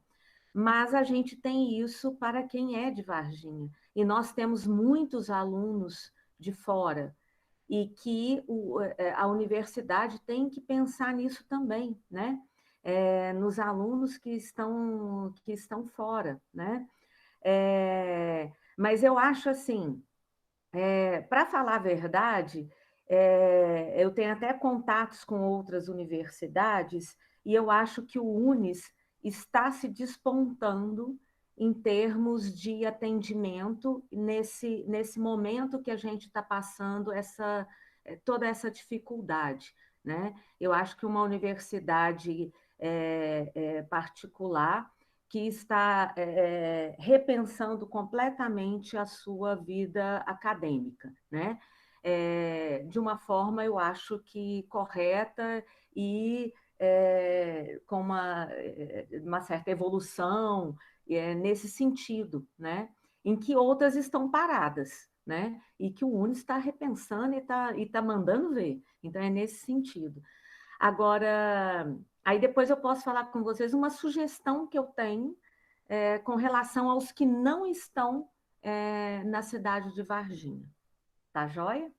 Mas é por aí, é isso mesmo que eu acho que tem que fazer. A gente tem que se prevenir, a gente tem que se resguardar, porque para estudar e para a gente formar esses meninos tem que estar vivo, né? Nesse sentido. Tá joia? Perfeito, Luciano. Estamos à disposição. Vamos bater papo sobre isso aí depois e achar uma solução, né? Alguém quer trazer mais alguma colocação, gente? Quer falar conosco? Aproveitando, Tiago, não sei se o pessoal, vocês estão vendo aí a tela que eu compartilhei dos comentários que o pessoal colocou lá no Mentimeter? Beleza, porque lá tem bastante coisa bacana, e aqui nos comentários também o pessoal está mandando ver aqui, então a interação está bem legal. Legal, o Marco Antônio trouxe um comentário bem interessante, ó, que inovação é igual a atitude, e atitude é igual a mostrar ao aluno que ele é o agente principal do processo. Concordamos em número, gênero e grau. No meu ponto de vista, o grande desafio é trabalhar para potencializar os pontos positivos de cada aluno, mas para isso precisamos rever essa relação antiga de nota versus aprendizado. Isso tem sido uma discussão grande, Marco, em relação a um dos projetos que estão em andamento aí, repensando o modelo acadêmico que o UNES oferece, voltado para fazer com que o aluno tenha o direito de escolher a forma como vai ser avaliado. Acho que até estava no discurso do professor Stefano de abertura aqui da nossa semana de capacitação, ele cita isso, tem sido fruto de uma discussão muito profunda, porque a avaliação, de alguma forma, ela é necessária, né? Mas fazer o mesmo tipo de avaliação para todos os alunos é que pode acabar sendo injusto de alguma forma. E a gente tem discutido bastante em cima disso. Aceitamos também sugestões, se vocês conhecerem referências e puderem trazer aí de exemplo para a gente, vai ser de grande valia nesse processo de discussão. É um dilema grande mesmo para quebrar essa corrente aí com o modelo educacional tradicional, né? A gente conseguir se livrar dessas notas que por tantos anos decidiram quem que era apto ou não apto a seguir em frente naquele campo de conhecimento. Gente, então, antes da gente seguir aqui para a fase final, onde vocês vão avaliar, né, essa atividade, eu queria deixar uma provocação para vocês aí, que é que a gente possa pensar como uma startup, né, para que a gente possa aplicar esse modelo de startup na maneira como a gente trabalha, na maneira como a gente vive, que é de solucionar dores específicas, né? Se cada um de nós conseguir solucionar uma dor específica daquelas que a gente colocou lá naquele começo do nosso papo, né, dos desafios que a gente tem em sala de aula, e aí a gente puder trocar ideia, né, se a Luciana conseguir solucionar um desafio, se o Marco Antônio conseguir solucionar outro desafio, se o Baroli conseguir outro, no final a gente senta junto, a gente troca ideia e a gente consegue aulas muito mais produtivas, uma faculdade muito mais prazerosa em se estudar. Então, essa reflexão que eu peço para vocês, pensem como startup, tentem resolver soluções específicas, problemas específicos, as dores dos nossos alunos, e aí a gente vai conseguir um resultado bastante efetivo. Certo, gente? Legal demais. Pode falar, E as Luciana. nossas dores também, né? Exatamente. E aí, Principalmente. Exato. E aí, antes da gente seguir para o encerramento, eu queria só passar por alguns depoimentos aqui para a gente já encerrar. E aí a pergunta foi como você acredita que a inovação pode resolver essas dores, né? As dores que a gente listou lá no início do encontro de hoje. E aí a gente teve alguns pontos bem interessantes aí, ó, por exemplo, capacitando pessoas para melhorar o domínio dos meios de comunicação e aprimorando as formas de interação. Essa é uma colocação interessante, que aí eu trago uma provocação para nós mesmos. Eu queria ouvir de vocês de que forma a gente poderia ter interagido melhor hoje nesse encontro aqui. Eu acho que a gente acabou ficando muito preso ainda ao nosso modelo tradicional, com poucas pessoas falando e muitas ouvindo. Eu queria ouvir de vocês se vocês enxergam algum formato dentro de todas essas ferramentas que a gente citou, se a gente poderia criar mais interação nesses encontros aqui para a gente já iterar o nosso processo e melhorar nas próximas dinâmicas.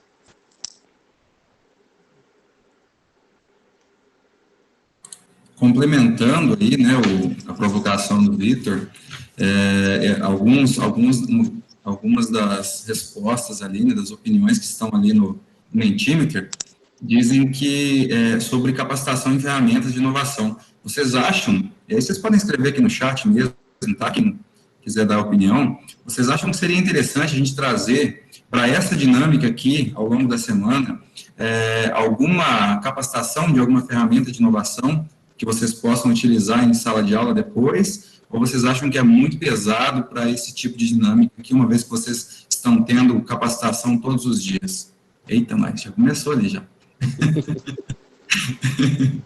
Acho que fica a dica aí. Eu prefiro falar, pode? Fica à vontade. Pode fazer o que vocês quiserem.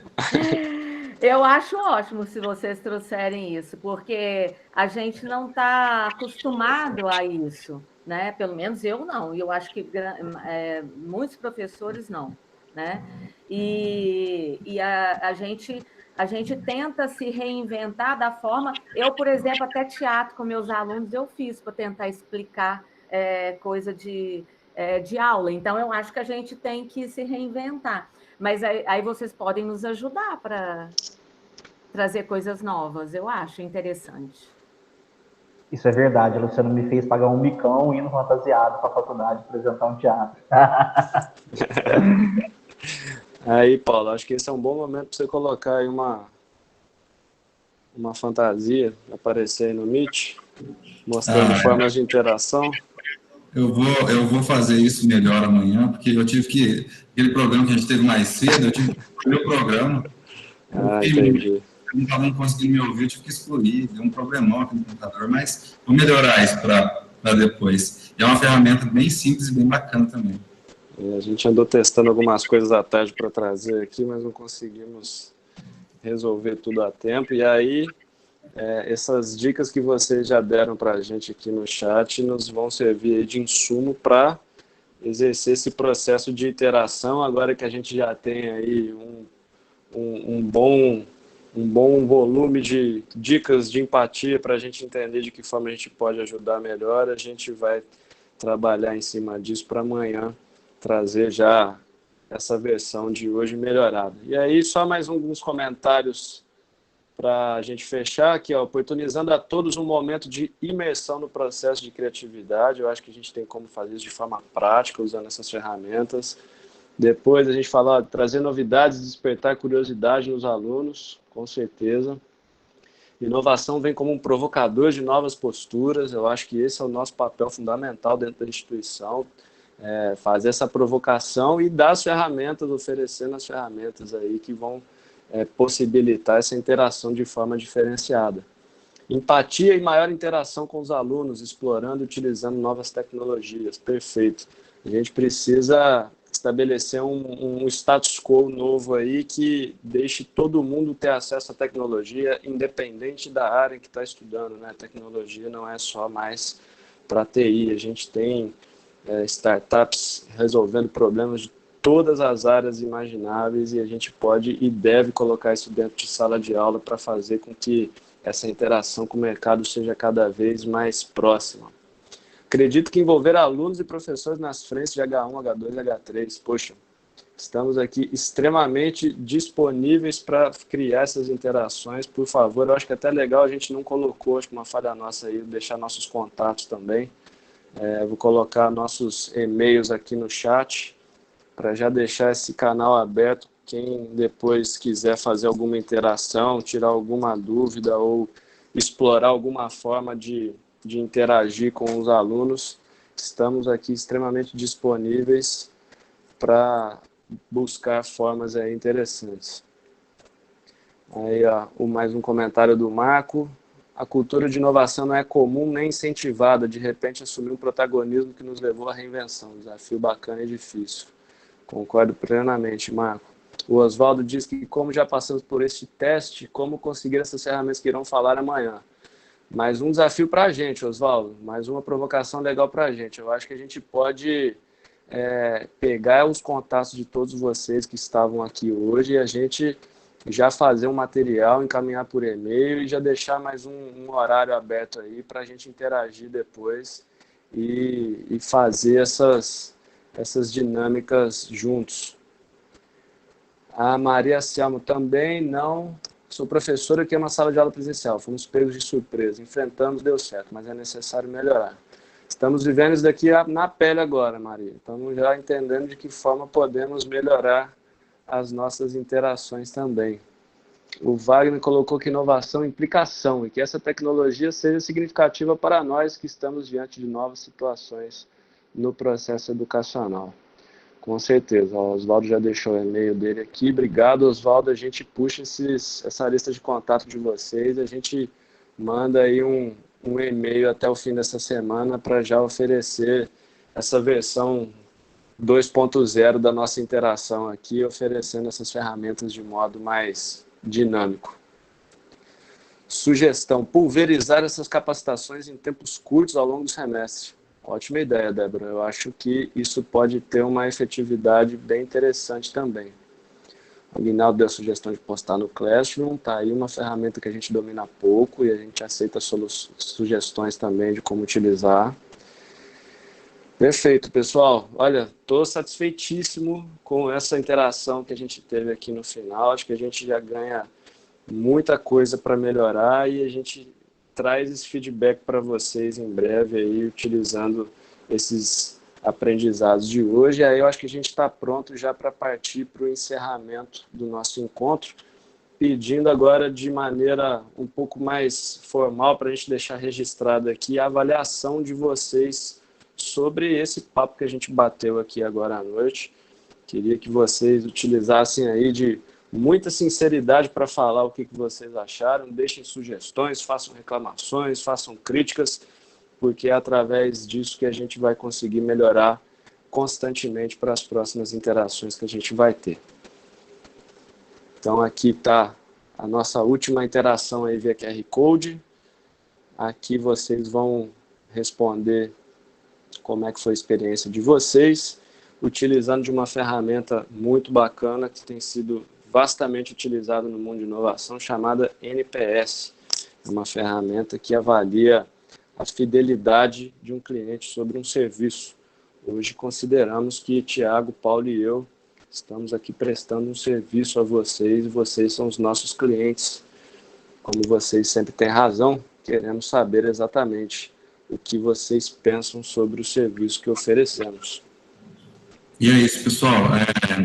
Apesar de ser de forma anônima, vocês não precisam, podem, vamos dizer assim, dar a opinião sincera de vocês de melhoria, porque a gente trabalha assim, né? A gente já tem uma mentalidade de startup, como o Thiago colocou, e a gente não acredita que nosso produto está sempre pronto. Pelo contrário, a gente está sempre em constante busca pela melhoria. Então, a opinião de vocês é sempre muito importante para a gente estar fazendo melhor no dia de amanhã, né?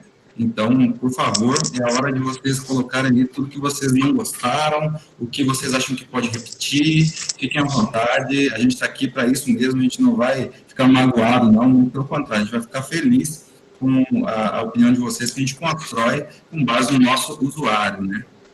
É isso. O site, o Thiago já colocou aí, se vocês quiserem clicar no link que está no chat, também chegam no formulário.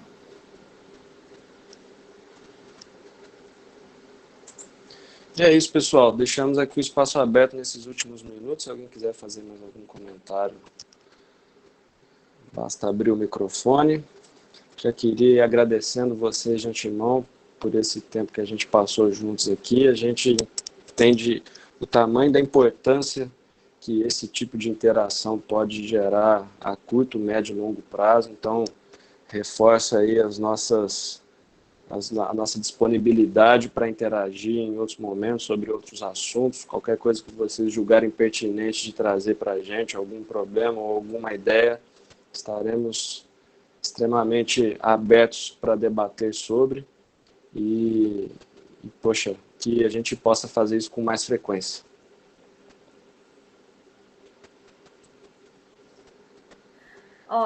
Vitor. Diga, Luciano. Sou eu aqui de novo. Eu acho bom isso, no sentido que teve uma professora aí que falou que a gente foi pega de repente, né? E é claro que isso foi difícil, eu acho que para todo mundo, né? Mas isso é muito bom que vocês estão fazendo, porque nos ajuda a acostumar a algo que é o nosso futuro, né? No sentido que a gente realmente tem que repensar como que a gente vai a questão da educação, de uma série de coisas, e que a gente tem que pensar muito, eu falo no meu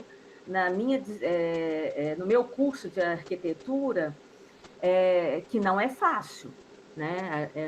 Realmente não é fácil essa questão de fazer tudo de forma remota, né? Mas eu acho que, assim, vocês que têm o know-how de como fazer essas aulas, esse negócio todo, eu acho muito importante vocês passarem para nós, porque eu não tenho a mínima noção de como ser uma professora remota, alguma coisa assim, e das novidades que eu posso usar, né? Então, isso eu acho importante. Agora, ao invés dessa capacitação ser, por exemplo, só durante essa semana, eu entendo que isso é necessário essa semana antes da gente voltar às aulas, né? Mas a gente sempre poderia ter isso, né? Porque em muitos momentos, em outros semestres, só acontecia presencialmente, por exemplo, durante um sábado, Uhum.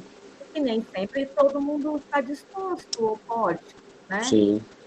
E sendo dessa maneira, eu acho que pode acontecer em vários momentos, em vários horários, e a gente passar a ter uma possibilidade melhor de ministrar as aulas para os nossos alunos, né? Então, Uhum. eu acho que passou essa semana, eu acho que vocês poderiam continuar com isso em vários momentos para a gente, em horários diferentes. Eu acho que isso seria muito produtivo. É isso. Perfeito, Luciano. Eu concordo com você. Quem está coordenando todo esse movimento aqui é o Ricardo, que é o nosso diretor acadêmico, e aí a gente já leva essa sugestão fresquinha para ele. E a gente tanto concorda com os argumentos que você colocou, como vão surgindo novas soluções em tempo real. Então, assim, se a gente for fazer um novo módulo desse para o início dos primeiros semestres de 2021, eu tenho certeza absoluta que esse módulo que a gente ofereceu hoje, ele vai estar completamente desatualizado. Então, vão surgindo ferramentas com uma velocidade incrível, principalmente agora em tempos de pandemia, que as empresas todas começaram a dedicar uma energia gigantesca para fazer essas ferramentas que nos permitam ter interações cada vez mais ricas, né? E eu concordo plenamente com você, eu acho que a gente pode sim criar oportunidades mais frequentes, e aí eu acho que a gente também precisa partir para um momento de uma troca mais aberta, porque se tem uma coisa que a gente não entende é a da sala de aula, não somos professores. A gente trabalha com as ferramentas diariamente, então, por exemplo, hoje minha equipe está, eu aqui em Florianópolis, a Rúlia está na Espanha e a Roseli é de Recife. A gente não conhece a Roseli pessoalmente, a gente contratou ela no meio da pandemia, está em Recife, a gente vai trabalhar junto. Então, todo dia eu me conecto com Espanha e Recife para trabalhar junto, e a gente trabalha numa boa, a gente usa uma série de ferramentas muito legais que nos permitem desenvolver esse trabalho, mas a gente precisa aprender com vocês como é que a gente começa a transferir isso para um ambiente de sala de aula também, que são situações diferentes. Então, acho que a gente pode já estabelecer aí uns encontros com uma troca mais aberta, onde não seja um módulo da gente trazendo conceitos de inovação como foi esse primeiro aqui, e a gente, olha, eu tenho essas ferramentas aqui, vocês, olha, a gente tem esse tipo de situação e vamos ver como é que a gente encaixa elas da melhor forma possível. E eu acho interessante, às vezes, fazer até especificamente de cursos, Sim. porque as ferramentas podem acontecer de forma diferente, né? Aham. E aí a gente tem contato com outros professores de outras universidades, de como eles estão fazendo, e eu acho que isso pode ser bem produtivo, né? Vamos fazer um dia, uma semana com o pessoal da arquitetura, o pessoal da medicina veterinária, da administração. Aí eu acho isso interessante. Legal, Luciano. Te agradeço aí pela Tá? sugestão. A gente leva isso automaticamente para o Ricardo e vamos ver se a gente consegue implementar um programa aí contínuo ao longo do semestre, porque com certeza vai ter valor para todo mundo. A gente vai aprender um monte também com vocês e fazer com que esse conhecimento passe a ser uma propriedade do Unis como um todo, né, de domínio público. Isso, foi ótimo, viu? Legal. Obrigado, Luciano. Obrigado pelas contribuições.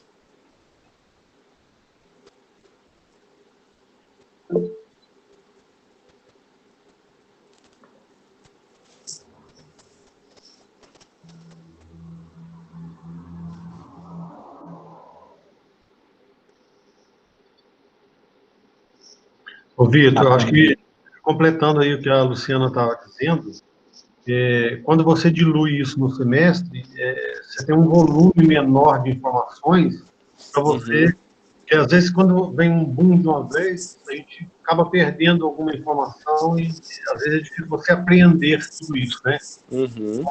No caso do ambiente de aprendizagem, é a mesma coisa você chegar, por exemplo, numa sala de aula e você chegar com um volume muito grande de informações, né, concentrada, e aí o aluno fica meio enlouquecido, peraí, calma, e vamos lá isso aí devagar, entendeu?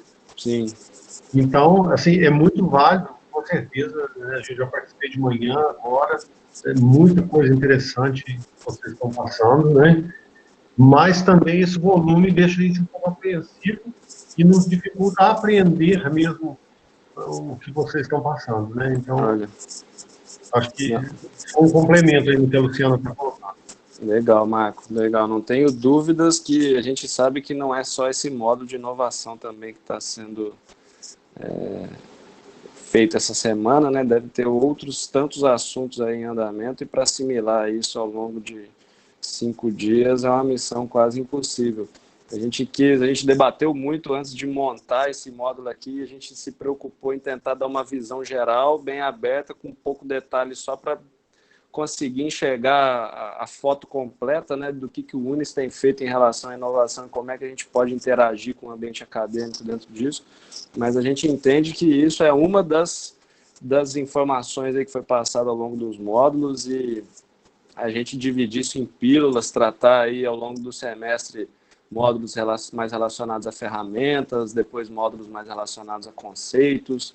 Aí a gente começa a trabalhar com design thinking na prática, a gente consegue mesclando uma série de questões e faz com que esse processo de aprendizagem nosso, né, dessa troca que a gente pode fazer, seja muito mais eficiente ao longo do semestre. Então, esse formato que vocês trouxeram, ele é perfeitamente aplicável em sala de aula. No momento que você identificou uma dor, né, que é um problema, e você criar uma estratégia para solucionar isso. E aí, isso é muito efetivo, porque você está trabalhando em cima de uma questão emergente ali, né, durante a sala de aula. Às vezes você nem preparou aquilo, porque aquela questão veio e não estava previsto no seu planejamento. Muito comum. Exato.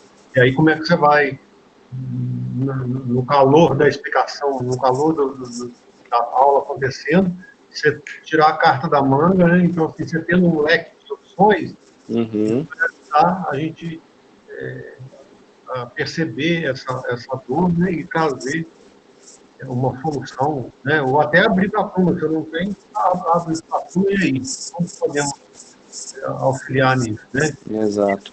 Como podemos é o segredo. Né? Acho que é bem isso. Mas valeu. Exatamente. Legal, Marco. Obrigado aí pela contribuição, e levamos isso em conta também para os próximos capítulos. Ok.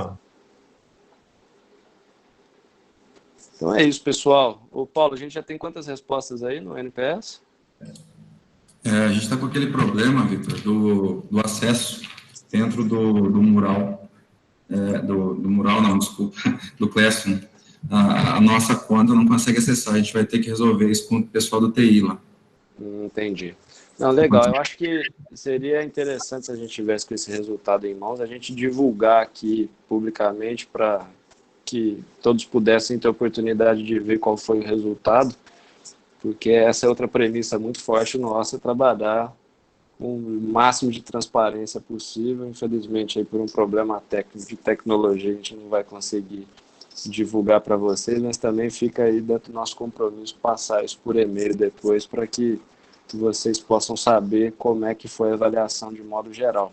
Então, só para a gente fechar o nosso papo aqui, o NPS é um índice que vai de menos 100 a mais 100, e ele indica de que forma as pessoas conseguiram avaliar essa experiência com base naquela perguntinha básica de você indicaria isso aqui para algum amigo ou familiar. A gente consegue medir um índice de uma fidelidade assim do cliente em relação ao serviço. A gente compartilha isso com vocês depois também, mas acho que a gente já pode partir para o nosso encerramento. Então, só queria agradecê-los mais uma vez por esse tempo aqui de trocas de experiências, de sugestões, para que a gente possa fazer com que esse movimento de inovação seja cada vez mais presente na sala de aula, que a gente consiga não só passar isso para os nossos alunos, mas também usufruir disso na pele de professor, porque esse é um processo que oferece ganhos e resolve dores de todo mundo envolvido. Muito obrigado a todos vocês, que tenham uma excelente noite e a gente, se Deus quiser, mantém em contato aí para prever os próximos passos, os próximos capítulos aí da nossa interação. Beleza, gente? Muitíssimo obrigado e até a próxima. Um abraço para vocês. Obrigado, gente. Boa noite. A gente posta o NPS aqui no Classroom, né, Vitor? Aí fica fácil para todos vocês acompanharem também. Perfeito. Fica tranquilo. Obrigado, tchau. Obrigado por essas horas aí de atenção, gente. Abraço. Obrigado, pessoal. Muito bom estar aqui com vocês. Grande abraço. Boa noite a todos.